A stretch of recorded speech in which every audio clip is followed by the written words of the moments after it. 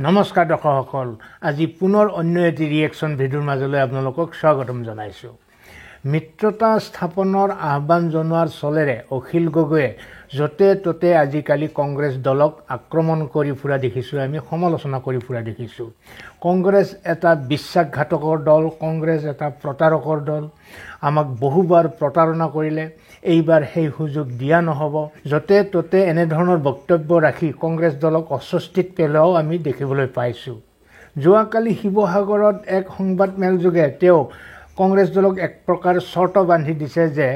2 মাহৰ ভিতৰত তেওঁলোকে ছিট শ্বেয়াৰিং কমপ্লিট কৰি পেলাওক। কোনটো দলে কোনবোৰ আসনত খেলিব, কিমানখন আসন এৰি দিয়া হ'ব কোনটো দলক, এনেধৰণৰ হিচাপ নিকাচবোৰ অহা 2 মাহৰ ভিতৰতে শেষ কৰিব লাগিব। নহ'লে কংগ্ৰেছক অখিল গগৈ কোনো পধ্যে বিশ্বাসত নলয়, শেষত একেই হ'বগৈ। অখিল গগৈৰ এনেধৰণৰ প্ৰস্তাৱক কিয় আওকাণ কৰি চলিব লগা হৈছে কংগ্ৰেছ দলে?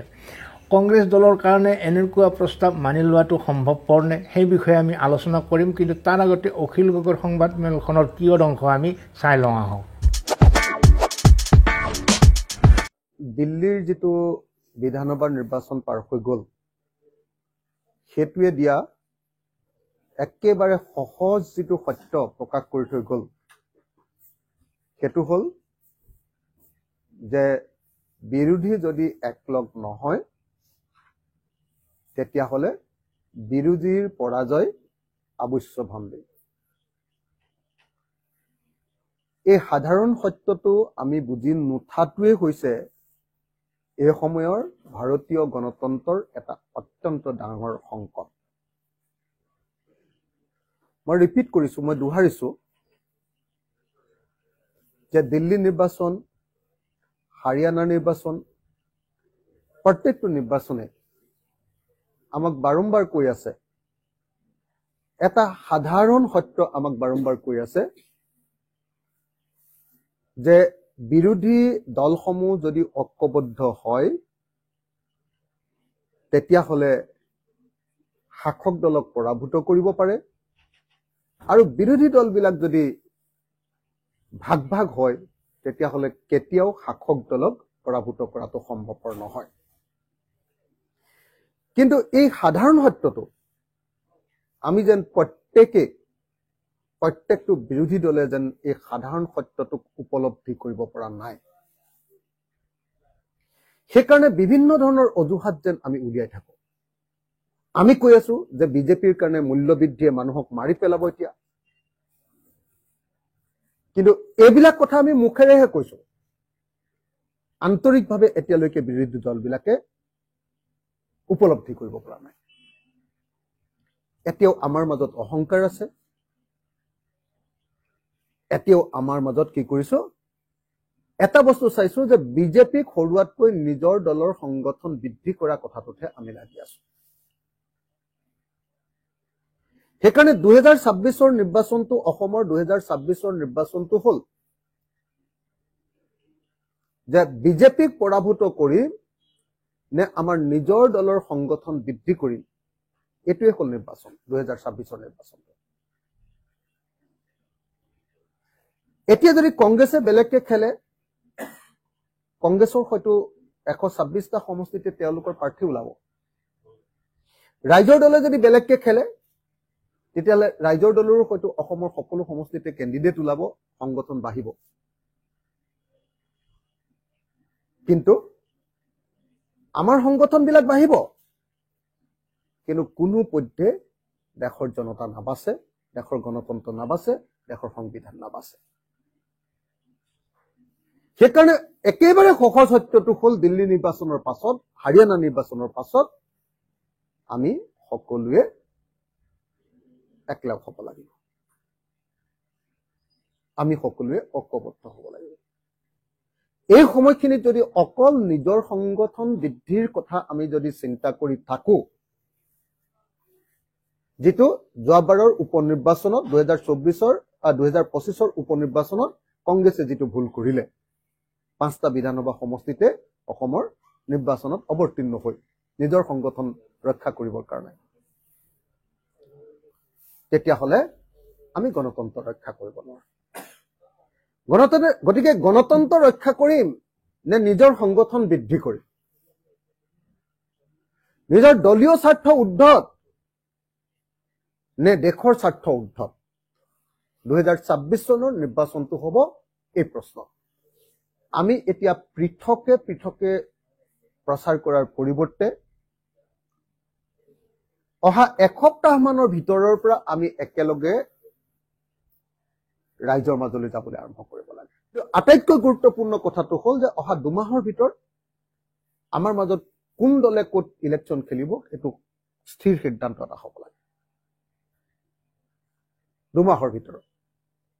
সেইকাৰণে মই ভাবো যে ফেব্ৰুৱাৰী আৰু মাৰ্চৰ ভিতৰত আমি কোন দলে ক'ত নিৰ্বাচন বিজেপিৰ বিৰুদ্ধে খেলিম দলগিটাক স্পেসিফিক কৰি দিব লাগে আৰু দলবিলাকে নিজৰ কেণ্ডিডেট লৈ কেম্পেইন আৰম্ভ কৰিব লাগে মই বিনম্ৰভাৱে প্ৰাৰ্থনা জনাইছো যে 2 মাহতকৈ বেছি সময় ল'ব নালাগে ফেব্ৰুৱাৰী আৰু মাৰ্চৰ ভিতৰত 31 মাৰ্চৰ ভিতৰত আমি আটাইয়ে আমাৰ কোনটো দলে কিমান সমষ্টিত নিৰ্বাচন খেলিব সেইটো সঠিকভাৱে আমি নিৰ্ধাৰণ কৰি লওঁ আৰু তাৰ পাছত আমি আগবাঢ়ি যাওঁ আৰু ইয়াক লৈ কোনেও টেঙৰামি কোনেও বেছি চতুৰালি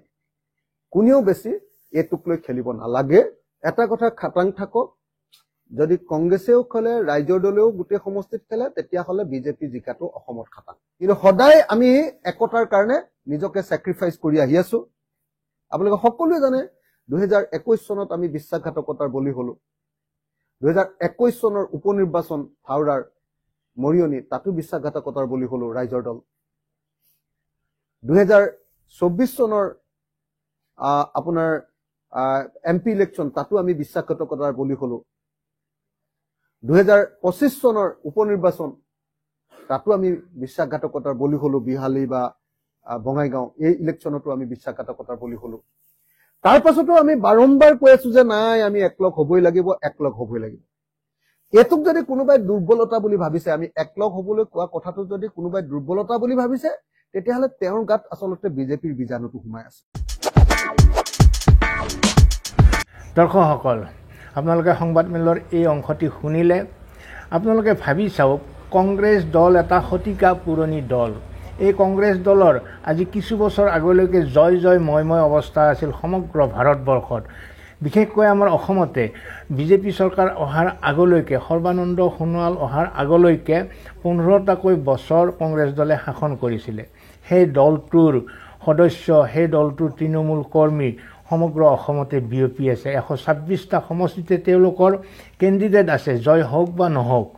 যদিহে ধৰি লওঁ আমি ৰাইজৰ দলৰ প্ৰস্তাৱ মৰ্মে ৰাইজৰ দলক 20খন আসন এৰি দিলে বা 10খন আসনেই এৰি দিলে আগতীয়াকৈ সেই 10টা সমষ্টিত কংগ্ৰেছৰো নিজা কেণ্ডিডেট আছে আশা পালি ৰৈ আছে যে ইলেকশ্যন খেলিব হাৰক বা জয় হওক প্ৰত্যেকৰে একোটা ৰাজনৈতিক আকাংক্ষা থাকে কিন্তু আজিয়েই যদি 20টা সিট অখিল গগৈক এৰি দিয়া হয় লুৰিণজ্যোতিক 10টা এৰি দিয়া হয় বা CPMক ইমানটা এৰি দিয়া হয় সেইবিলাক সমষ্টিত যিসকল নেতা পালি নেতাই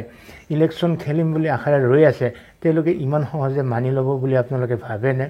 ৰাজনীতি তেনেকুৱা বস্তু নে তেওঁলোকে বিসম্বাদ কৰি ওলাই গৈ হয় কাৰোবাৰ দলত যোগ দিব নহয় নিজাববীয়াকৈ খেলিব এটা বিশৃংখল পৰিস্থিতিৰ সৃষ্টি নহ'বনে কংগ্ৰেছ দলত আচলতে এই মিত্ৰতাৰ ধাৰণাটোৱে তেওঁলোকৰ বিসংগতিপূৰ্ণ তেনেকুৱা হ'বই নোৱাৰে কাৰণ কংগ্ৰেছ দলৰ 126টা সমষ্টিতে 126জন কেণ্ডিডেটেই অকল নহয় সেই কেণ্ডিডেটবিলাকৰ ছেকেণ্ড পজিশ্যন থাৰ্ড পজিশ্যনত আশা পালি ৰৈ থকা বহু সদস্যও আছে সেইবিলাকত গতিকে সিট শ্বেয়াৰিং কৰাৰ লগে লগে যে এক বেলেগ পৰিস্থিতিৰ উদ্ভৱ হ'ব দলটোত কংগ্ৰেছ দলত সেইটো নকলেও বুজিব পাৰি সেইকাৰণে এক বিপাঙত পৰিছে কংগ্ৰেছ দল তেওঁলোকে উৱাদিহ পোৱা নাই কি কৰা যায় কিন্তু অখিল গগৈয়ে সেই কথাটো বুজি পাইছে আৰু বুজি পাই আগতীয়াকৈ সেই ব্যৱস্থাটো কৰিবলৈতো উঠি পৰি লাগিছে বাকী আপোনালোকৰ মতামত আপোনালোকে কমেণ্ট বক্সলৈ গৈ ব্যক্ত কৰক মোৰ ধাৰণা সম্পূৰ্ণ শুদ্ধ নহ'বও পাৰে আপোনালোকৰ মত ব্যক্ত কৰক ভালে থাকক কুশলে থাকক এৰিছোঁ ধন্যবাদ